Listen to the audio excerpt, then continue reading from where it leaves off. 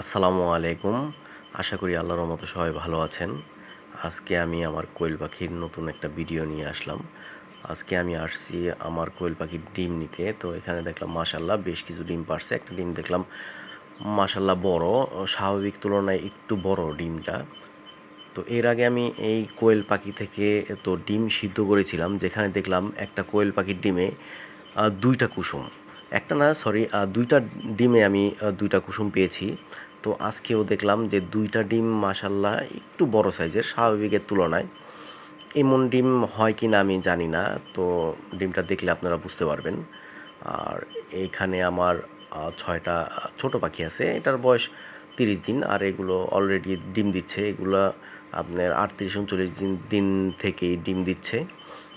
আজকে আমি দেখাবো আপনাদের যে এই ডিমগুলো থেকে আসলে ২টা কুসুম পাই কি না।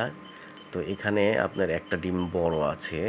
তো এখানে আজকে আমি 10টা কোয়েল পাখি থেকে ২, ৩, ৪, ৫, ৬, ৭, ৮, ৯, ৯টা ডিম পেয়েছি।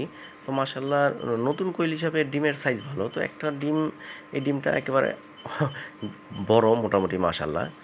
স্বাভাবিকের তুলনায় একটু বড়। তো এই ডিমগুলো আজকে আমি সিদ্ধ করব, দেখব এই ডিম থেকে ২টা কুসুম পাই কি না। আল্লাহ ভরসা, দেখা যাক কি হয়।